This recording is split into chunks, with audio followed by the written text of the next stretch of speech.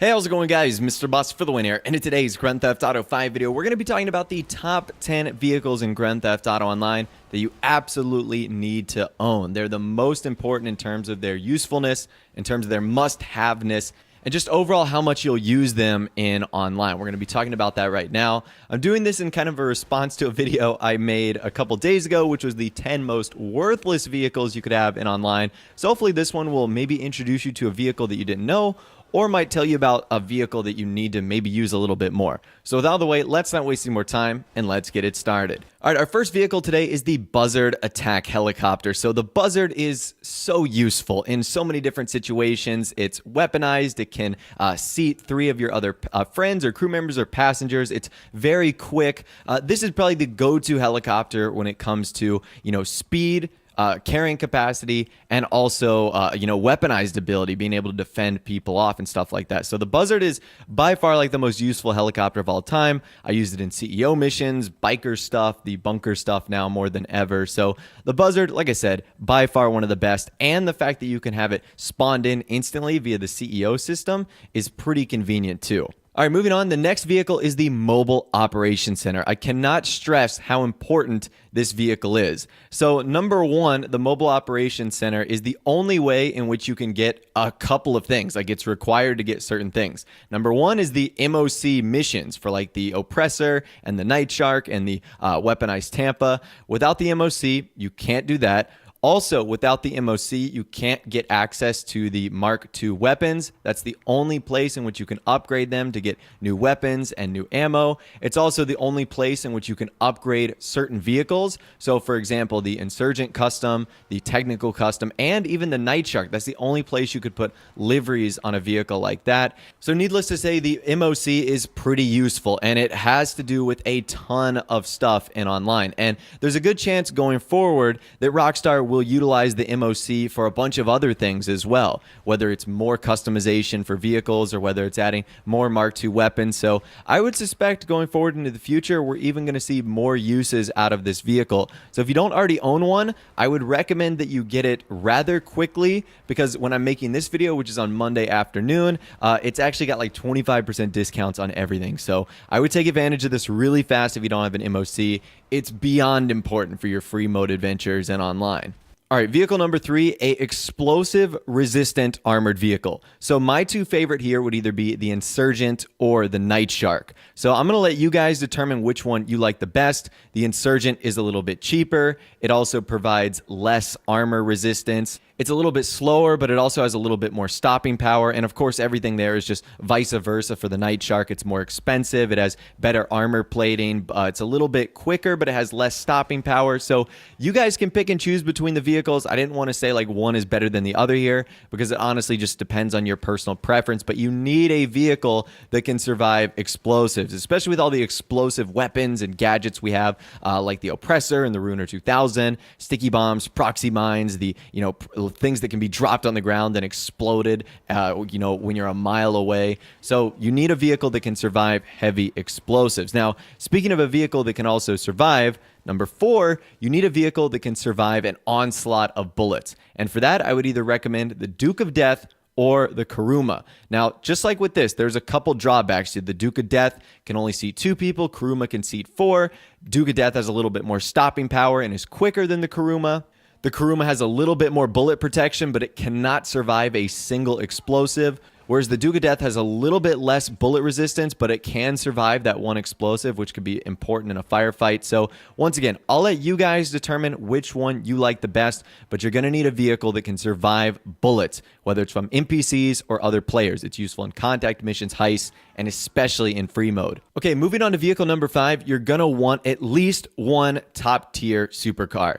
Now, about 7 out of every 10 races you see is going to be with a supercar. They're just the most popular for races, and I would say typically in general. So you're going to need a good supercar. And I'm not here to tell you guys which one to get, because like I said, there's personal preferences, there's subjective, differences, but you're going to need one in the top 5. So I would say, the new Wagner, which is also on sale, believe it or not. So take advantage of that. The Tempesta, you've got the Zentorno, you've got the Nero Custom. any of those vehicles would suffice perfectly for your go-to supercar. Each one are going to have their own minute differences, but you might be really comfortable with, let's say, the T20, and you might be really uncomfortable with the Nero Custom. So I can't sit here and say, get this over the other, but at the end of the day, you're going to need a fast supercar because guess what? 7 out of 10 races are with supercar class. Now, what about the other 3 out of 10 races? Well, glad you mentioned that because at the number 6 spot, you're going to need a good sports car. Basically, about the other 20% of those races are going to be sports classes. So you're going to need a good sports car. And the same thing here. I can't tell you which sports car to get. There's so many of them, but you want to kind of stick in the top 5,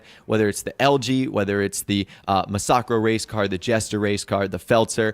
It doesn't matter. You might have a favorite sports car. As long as it does well for you, you're going to need something like that. Because just like with the supercars, the majority of stunt races, the majority of regular races are super and sports. So you're going to want to have a tag team of great vehicles like that that'll get you set and good to go for those events and for those races and for free mode as well. You want fast cars to be able to zoom around and doing missions and whatnot. So having a sports car and a supercar is perfect for that too. Vehicle number 7, the Phantom Wedge. So hear me out here. The Phantom Wedge is incredibly versatile. So obviously it can barrel through traffic. We know that it has a massive wedge on the front.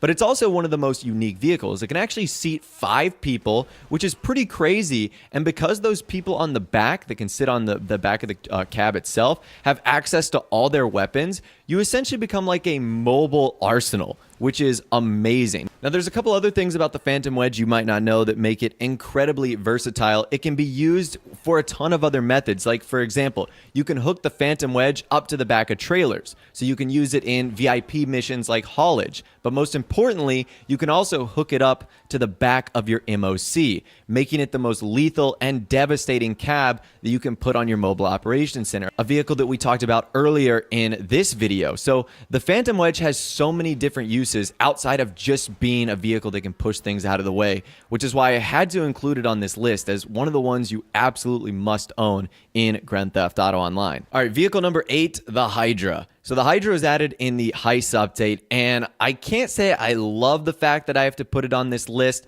but jets are going to be in the game. And we've got a couple jet deterrents like the new vehicles from gun running, but sometimes you really just have to fight fire with fire. Or there might be someone in the lobby that's totally trolling and you got to just grab a jet and take them out. And the Hydra is going to be your best bet because the lasers only spawn at Fort Zancudo and there's no other really alternative. So the Hydra is pretty much a must-have. It's pricey. It's $3 million, but sometimes you just need a VTOL military jet to take away some of your problems that you might have in Grand Theft Auto Online public lobbies. So that one right there is probably the one I might regret the most putting on this list, but I'm still going to go with it. Anyways, let's move on to the number 9 spot, and that is the newly added Oppressor. So I wasn't sure if I was going to add this vehicle to this list because I was trying to think about it and I was like, well, what use does the Oppressor really have? Whenever I use the Oppressor, I'm just doing random stunts around the map, but it actually is quite useful, whether you're trying to evade someone or whether you're trying to take out another griefer or a troll or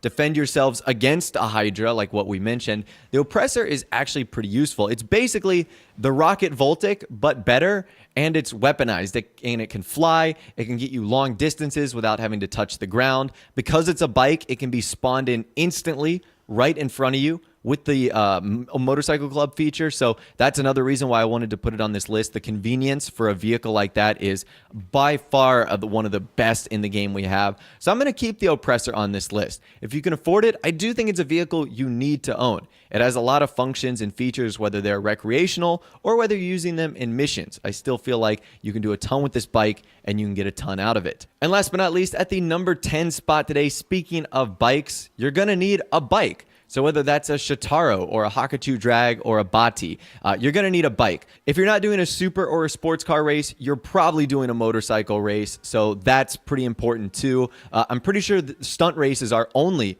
motorcycle, sports, and super. So keep that in mind. But also, if you're doing the time trials, bikes are definitely going to be your best bet here. There's also a bunch of free mode challenges like the longest wheelie challenge, the longest stoppie challenge. Those can only be done with bikes, so that's something you're going to have to need. And grabbing them off the street isn't really convenient. So I would definitely recommend that you own a really quick bike. It's probably a staple to have in online. Now, probably an honorable mention that I wanted to include on this list was going to be the Cargo Bob. The Cargo Bob is very useful too, but because those spawn pretty much at every helipad, I didn't want to put this on this list because even if you don't own a Cargo Bob, they're still pretty convenient to just grab from really any part of the map. But anyways, that's all the information I'm going to be talking about for you guys in this video today. Top 10 vehicles that you absolutely must own in Grand Theft Auto Online. What vehicles would you add to my list or take away from my list? I'd love to hear from you guys in the comment section down below. If you guys did go and enjoy this video though, a like rating would of course be awesome. And also subscribe to my YouTube channel if you are new or you like daily GTA 5 videos like this. With all the way, guys, like I said, thanks so much for watching. Take care, and I'll see you guys in the next video.